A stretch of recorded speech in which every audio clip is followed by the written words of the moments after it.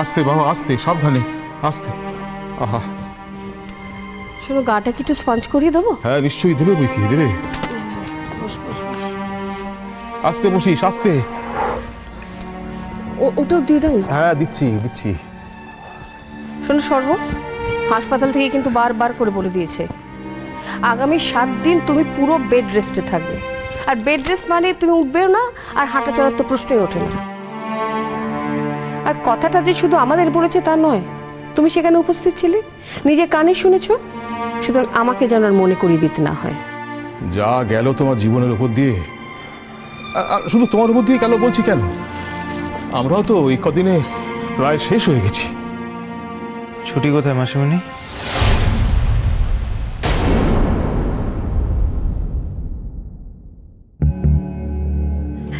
তোকে বললাম না, তুই বিশ্রাম কর, ছুটি ঠিক এসে যাবে।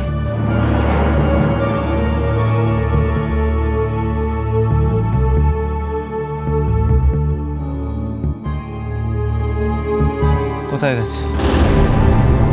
কখন আসবে?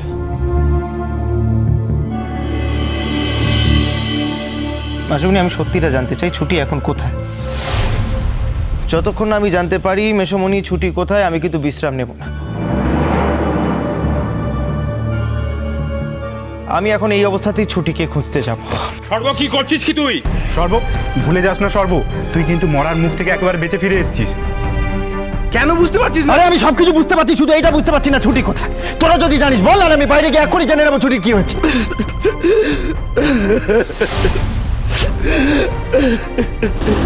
কি হলো আল্লাদিদা, তুমি কাঁদছো যে?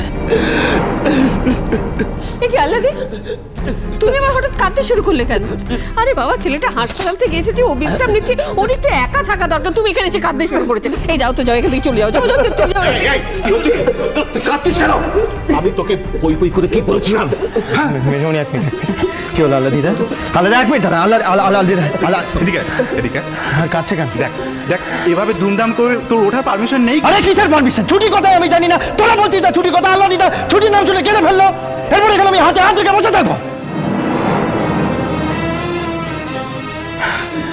এক মিনিট মেসমণি, আল্লাদিদা এদিকে এসো, এদিকে এসো। ছুটি কোথায়? হ্যাঁ ছুটি কোথায়? তুমি ভালো, হ্যাঁ তুমি ভালো ভালো বলে দাও ছুটি কোথায়, নাহলে আমাকে এই অবস্থায় যেতে হবে। আরে কি ছুটি কোথায় বলবে না তো? তোমরা কেউ বলবে না আমি এই অবস্থায় যাবো? আমি কি চাস তুই? তুই কি আমাকে বাঁচতে দিবি না? কি চাস তুই? আরে আমি তো তোর মাসিমণি হই না? তুই আমার কথাটা শোন, বিশ্বাস কর, ছুটি আসবে। তুই বিশ্রাম নে বাবা, তুই বিশ্রাম নে, ছুটি আসবে। ছুটি আসবে মানেটা কি? ছুটি কোথায় গেছে? ছুটি কোথায় গেছে মেসমণি?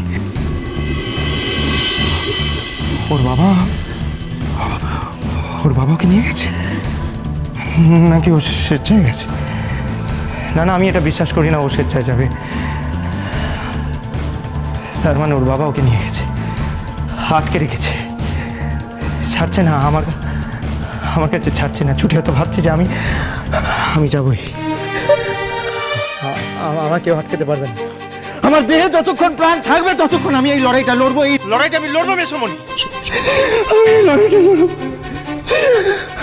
এই চিত হার তো আছে। আরে আমার কপালে যেটা লেখা আছে সেটা হবে। যদি আমার কপালে লেখা থাকে যে আমি হারবো, তাহলে আমি হারবো, বুঝলি সৌরভ? কিন্তু আমি যাবো।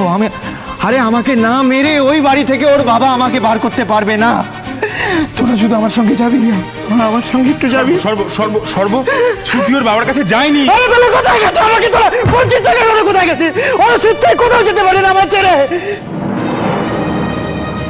সত্যিটা শুনলে তুই সহ্য করতে পারবি তো সর্ব?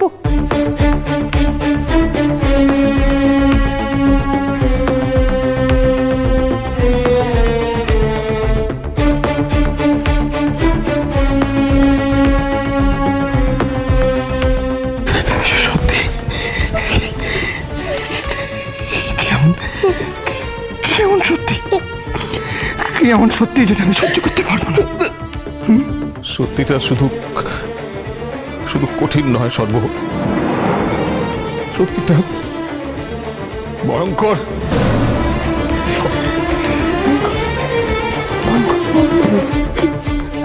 আমার ভয় করছে। কি হয়েছে? কি হয়েছে গো? কি হয়েছে ছুটি? ওর বাবা কি ওকে মেরে ফেললো? কেন? ওর বাবা সব পারে। ওর বাবা সব পারে। ওরা আমাকে সত্যি কথা বলো না। আমি তোমার পায়ে পড়ছি। আমার সত্যি কথা বলো। আমার সত্যি কথা বলো। কি আছে ছুটির? কি হয়েছে আমি বলো না। ছুটি দিদির বাবা এবারে কোনো সর্বনাশ করেনি গো। ছুটি দিদির সর্বনাশ করেছি আমি। সর্বনাশ, ছুটি দিদির সর্বনাশ করেছি আমি।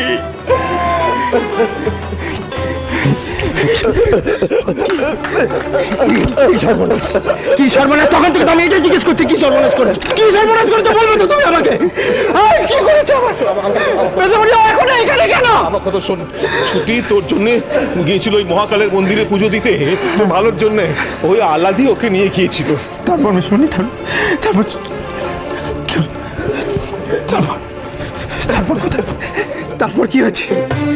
আরে ছুটিকে কোথায় নিয়ে গেছিলে? কোথায় নিয়ে গেছে? ছুটি কোথায়? যাবো দাদা গো, একদল ডাকাত আমাদের ছুটি দিদিকে নিয়ে গাড়ি করে পালিয়ে গেল গো।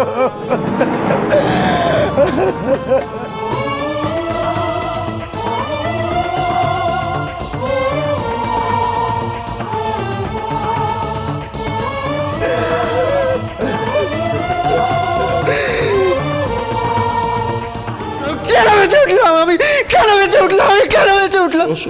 শোন, প্রত্যেক দিন আমরা সবাই পালা করে অনেকক্ষণ ধরে থানায় বসে থাকি যে যদি কোনো খবর আসে, কিন্তু আসেনি। আজ পর্যন্ত কোনো খবর আসেনি রে। আর রোজই ওরা বলে খবর পেলে জানাবো।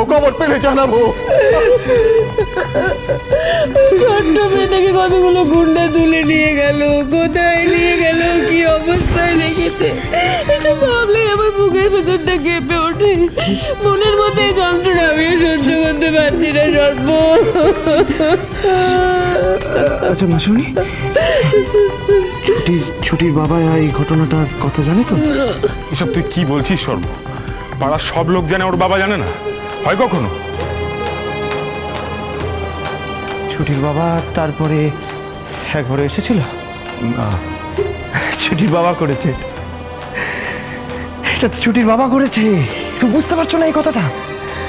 আরে ছুটির বাবা যদি জানতো যে ছুটির একটা বিপদ ঘটেছে এই বাড়িতে থাকাকালীন, তাহলে একবার তো আসতো অশান্তি করতে।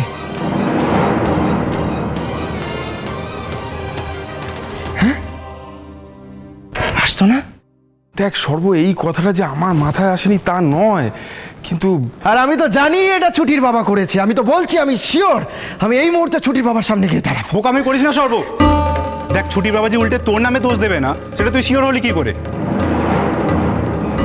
আর তাছাড়া এতক্ষণ যখন এদিকে ঘাঁটায়নি, তখন যেচে বিপদটা কেন নিজে আরে কি বলতে চাইছিস কি তুই? এখানে এই অবস্থায় আমি এখানে হাত পা গুটিয়ে বসে থাকবো?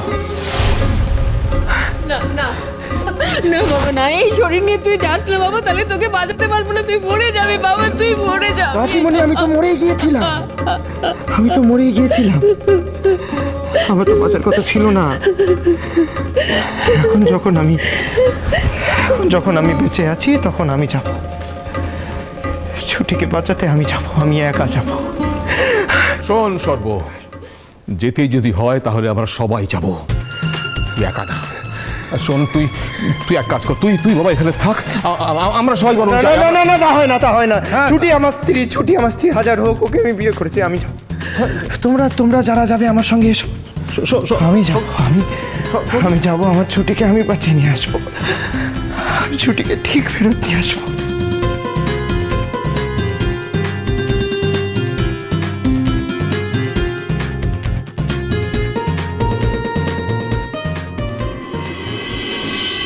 ছুটি দিদিরে সর্বনাশ তুমি করেছো। এ তোমারই কাজ।